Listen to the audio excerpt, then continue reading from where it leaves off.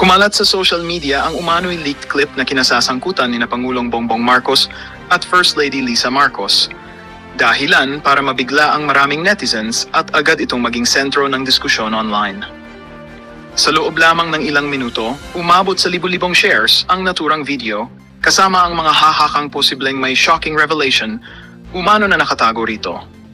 Gayunpaman, wala pang opisyal na kumpirmasyon kung tunay ba ang naturang clip o produkto lamang ito ng digital manipulation. Habang dumarami ang mga komento at reaksyon, umikting din ang panawagan ng ilan na maging maingat sa pagpapalat ng hindi pa nabeberipikang impormasyon. May mga netizens na nagsabing malinaw na edited ang video, samantalang ang iba na may nagsasabing dapat hintayin ang anumang pahayag mula sa Malacanang.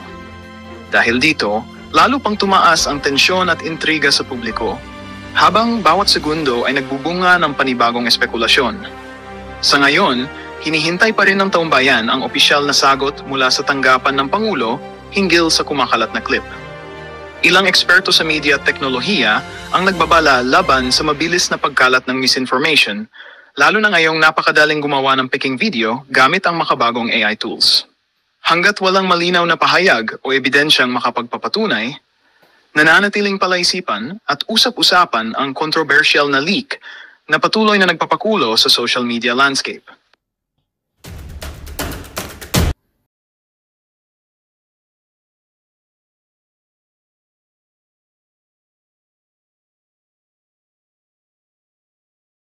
Hindi po natin alam mga kareaksyon. Kaya hanggang ngayon nagtatago pa rin itong si Bantad na pagbintangan sa pagpatay kay Percy Lapid.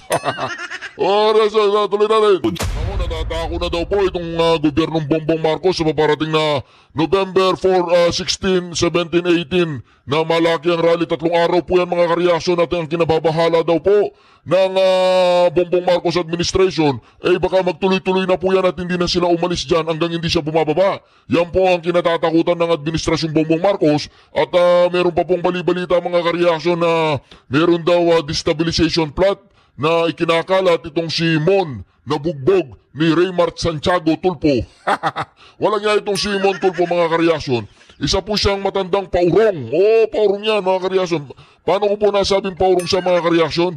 Dahil mga kareaksyon, pinagtatawanan po siya doon sa mga leader daw na gusto mag-destabilize ng ating kasalukuyang palpak na gobyerno. Ito pa mga kareaksyon bago po natin simulan doon sa destabilization plot, dito muna tayo kay patalinuan po ito mga kareaksyon, patalinuan. Ito patalinuan. Tanungin niyo ako kung meron. Nasa telepono ko. Reaction TVBS nagbabalik. Reaction. Napakaganda po naman pag-uusapan natin ngayon mga reaction. Mantagin po ninyo, meron daw warrant of arrest ang ICC laban kay Senator Bato de la Rosa. By the way, Senator Bato de la Rosa, ingat lang po. At we will pray for your safety. Let us pray for the protection of Senator Bato de la Rosa. Meron nga daw po siyang warrant of arrest at yun ay nasa cellphone ni Bonjing Remula. Well, kailangan natin paniwalaan yan kasi mga kareaksyon, hindi natin alam kung si Bonjing Remula ay gusto niyang tulungan itong si Bato. Sinabi na niya na mayroong warrant of arrest sa ICC, galing sa ICC, o kaya naman mga kareaksyon, pinangunaan na po ni Bonjing Remula ang ICC na sinabi niya na meron ng warrant of arrest itong si Bato kahit wala pa para gumawa na sila. Ganun ba yun? Tanong lang po yan mga kareaksyon Ito pakinggan po natin ito si Bonjing na mga kareaksyon na kung saan meron daw warrant of arrest itong si Senator Bato de la Rosa at nasa kanyang cellphone. Ano ba yung cellphone mo? iPhone 17 Pro Max. Di ba nakita ko yun Ako kung meron. Nasa telepono ko. I have a copy. Pero hindi pa yan, hindi siya official copy, kaya basta alam ko meron. Namimiss po nila si Tore, tawag ko si Tore. Hello Tore, walang yaka Tore, nasan ka? Wala kang ginagawa. Bakasyon. Bakasyon. Tore, meron akong tatanong sa'yo, hindi ko pa kinontak ng Malacanang dahil meron na naman kikidnapin. Yung pagkidnap ninyo sa Pangulong Duterte, hindi ka makakatakas doon pagdating ng araw, Tore. Tore, gusto mo bang manggidnap ulit? Si Bato de la Rosa naman, mag-apply ka as a kidnapper for Bato de la Rosa, ganoon. Oh, wala naman po akong kausap doon. Ang kausap ko doon si Tori, yung nagtatabas ko ng mga kawayan. Joke lang po yun. Mga karyaso, simulan na po natin ha. Destabilization plot daw, yung nilabas po ni Montulpo na binugbog ni Raymart Santiago. Tawagan ko si Raymart. Hello, paring Raymart. Wala, stick tong si Montulpo ha. Basta pag nakikita mo siya, ikaw nang bahala sa kanya, ilibre mo siya ng puto bugbog. O, puto bugbog. Pakainin mo siya ng puto bugbog, di ba? Uso naman ngayon yun na pagpapasko. Puto bugbog tsaka bibingka. Puto bongbong. Kala ko puto bugbog yun eh. Hindi, wala po yun. Hindi po si Raymart Santiago yun. Ito, pakinggan na po natin ang ating napakalupit at napakagaling na attorney Guanzon Rowena for Senador 2028. Protect Bato de la Rosa. Destabilization plot, sabi ni Yusek Claire, ano ba? Dalawang super typhoon lang na sunod-sunod, may destabilization plot na? Tsaka nakakatawa yung mga nasa listahan. Ano naman yung destabilization plot? Sinabi ba nila na it is to destabilize the government with the purpose of overthrowing it? Yun ang ibig nila sabihin, para it will send a chill down the spines of their suspects. Pero yung project nyo yan, na ibagsak nyo si Sara Duterte at lahat ng mga Duterte, kahit sino na lang dinadamay nyo. Kaya itong malaking 3 araw na sunod-sunod na rally ng Iglesia ni Cristo, mga kababayan, sa October 16, umaga sa Luneta at sa hapon sa EDSA, sa 17 din at sa 18, 3 araw po, ay open po ito sa lahat. Hindi lamang po sa members ng iglesia. In fact, yung mga miyembro ng Jesus is Lord ay pupunta din. Pero tayong mga hindi miyembro nila ay welcome na welcome po, dahil ang topic naman ay ang pagtutol natin sa massive na korupsyon sa ating bansa, na siyang nagdudulot ng kahirapan at kamatayan sa ating mga kababayan. Ito bang mga raling ito, Malacanang, sagutin nyo, hindi na ba kami pwedeng mag-rally kasi baka destabilization plot din kami? Hindi na ba kami pwedeng salita ng opinion namin na bangag kayo dahil destabilization na yan at illegal? Yung pagkasabi nyo pa ng destabilization, para kaming nung araw, sabihan ka lang ng NPA ka, kahit di ka NPA NPA ka na.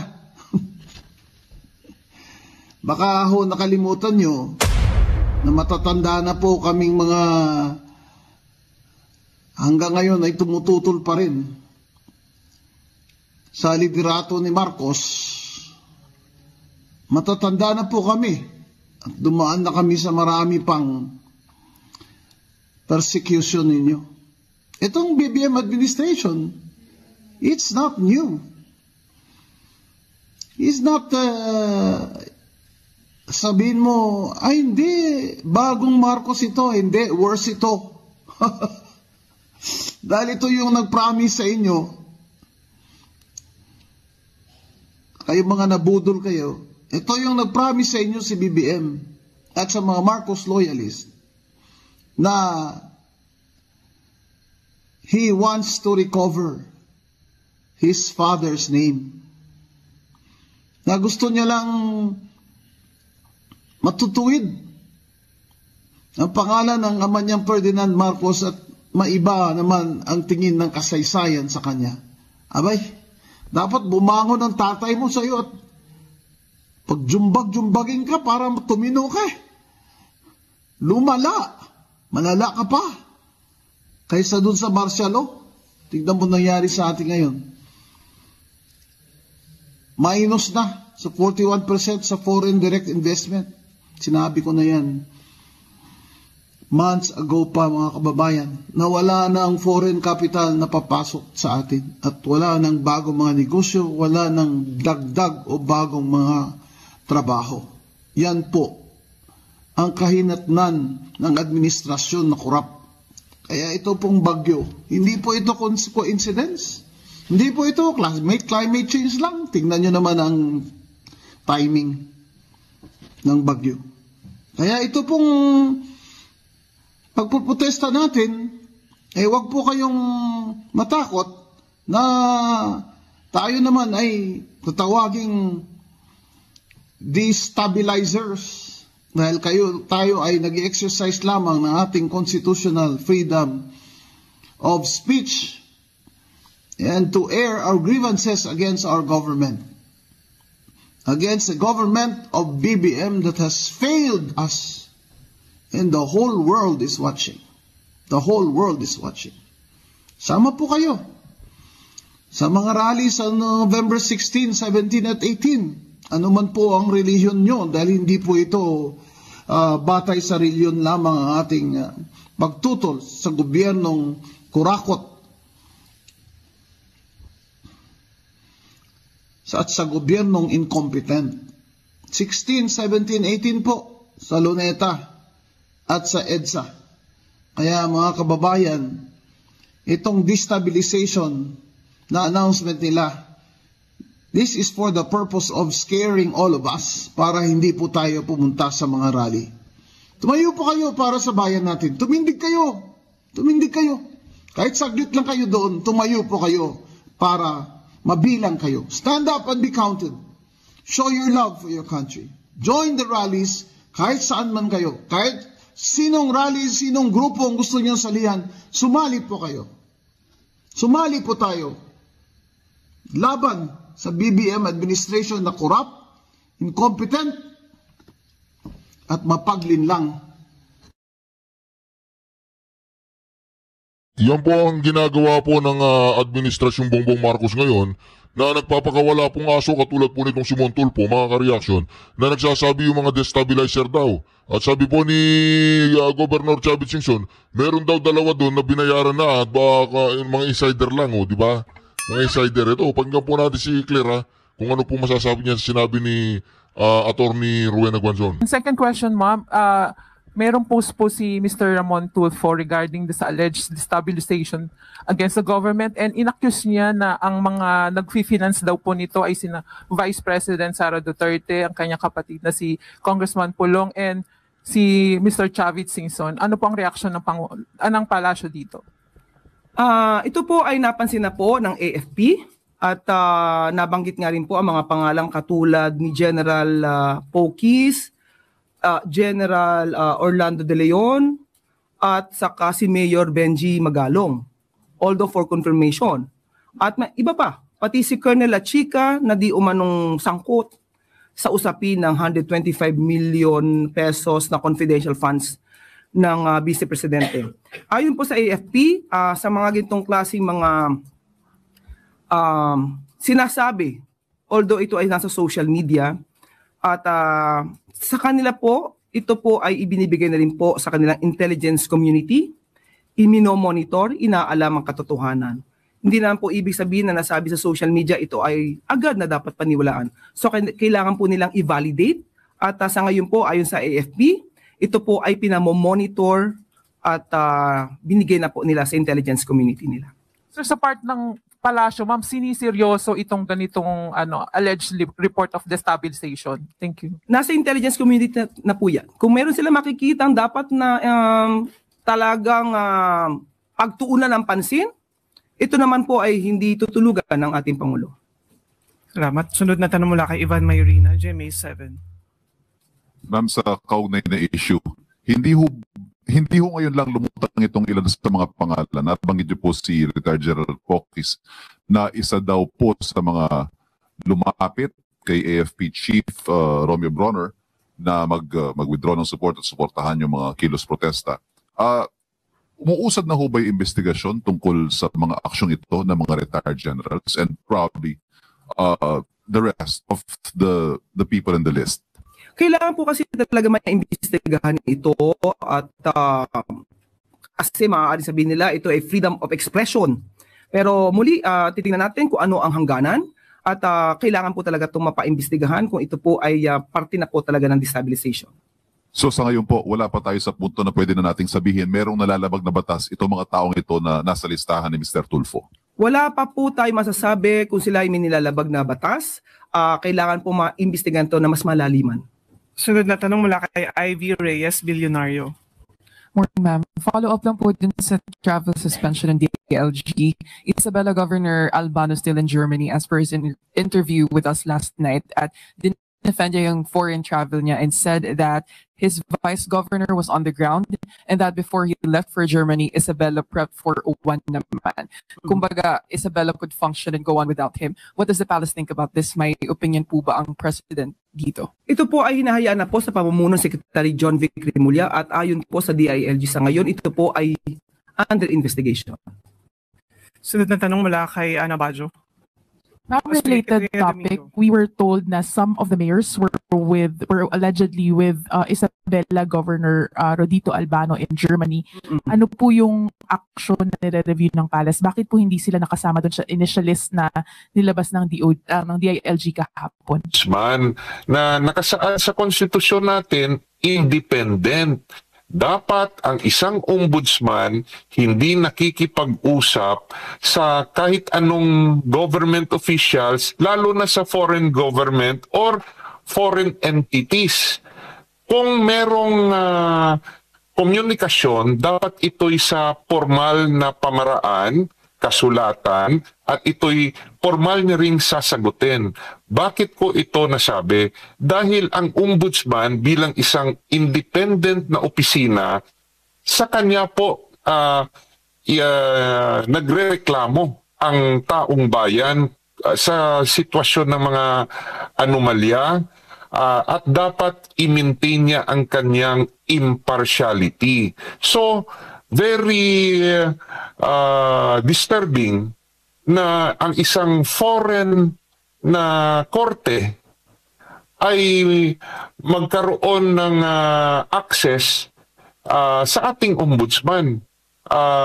The question of our country's independence and sovereignty ay malaking bagay na dapat sagutin ng ombudsman natin. Bakit siya nakikipag-usap o bakit siya nagkaroon ng ganyang impormasyon?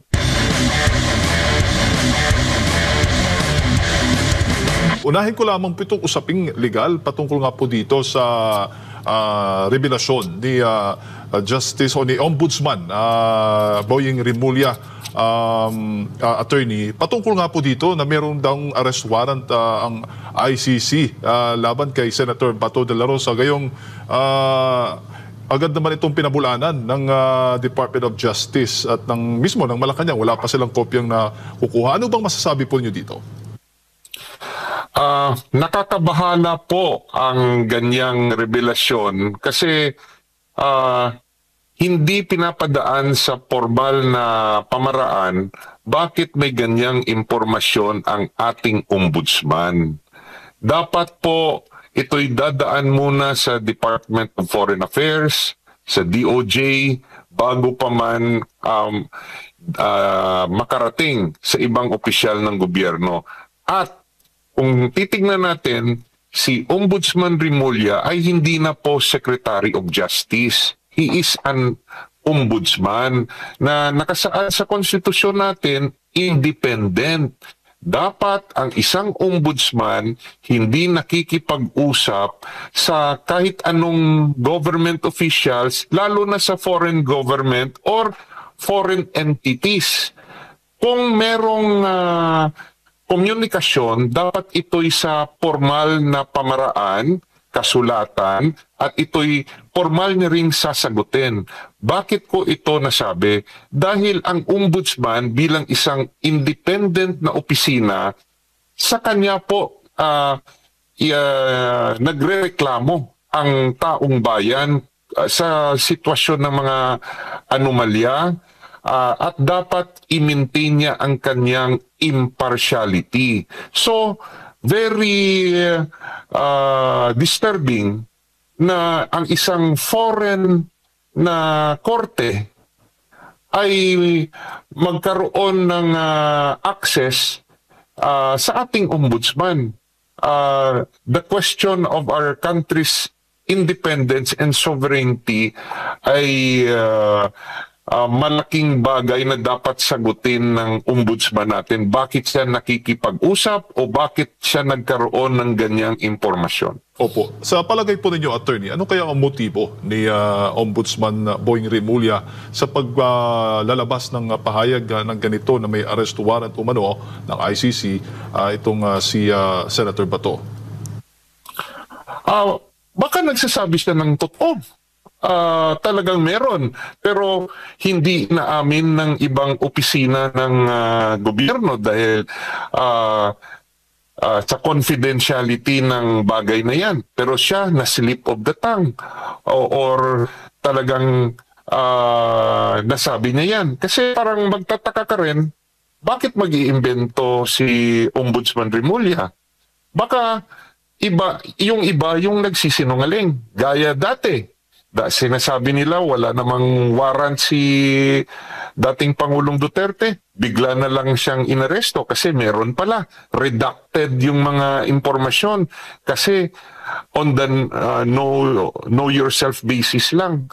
So, the mere fact na umamin si Ombudsman Rimulya na merong warrant of arrest, ako personally, mas pinaniniwalaan ko siya kasi ano yung motibo niya para magsinungaling?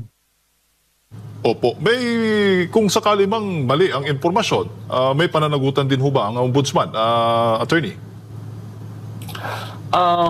Saan tayo magrereklamo? Magrereklamo rin tayo sa ombudsman, sa kanyang sarili, for having stated that. Very powerful po yung opisina ng ombudsman. Kahit magreklamo ka, you have to impeach him first before siya matatamaan. Possibly, civil case pwede, no? But anong motibo naman ni Senator Bato para siya mag-file ng civil damages? Because, sabi ko nga, baka nagsasabi si Ombudsman Rimulya ng totoo. Yun nga lang, he said it before the matter should have been brought in the open. At yung, uulitin ko, yung nakakabahala, dapat yung isang ombudsman ay impartial at hindi nakikihalubilo sa mga opisyal ng gobyerno. Dahil trabaho niya na imbestigahan yung mga nasa loob ng gobyerno. Hindi na siya Secretary of Justice. He is already an ombudsman. Opo. Sa ilalim ho ba ng ating konstitusyon, sa umiiral nating batas, attorney, may karapatan pa rin ba itong ICC na mag-issue ng arresto warrant laban sa isang Pilipino sa kaso ngayon itong kay Senator Bato de la Rosa, kung hindi naman po kasapi ang Pilipinas sa ICC? Kung napakinggan natin yung sinabi, no, ng Department of Justice, no, yung official nila na sinabi ay dalawa yung option, either yung regular process ng extradition kung saan dapat dumaan ito sa korte, lalo na nagbigay na ng guideline yung Supreme Court. Yung isang paraan, sabi nila, is through surrender, no? Iso-surrender na voluntaryo ng Philippine government si Senator De La Rosa, no? Isang possibility yan base sa Section 17 Republic Act number 9851. So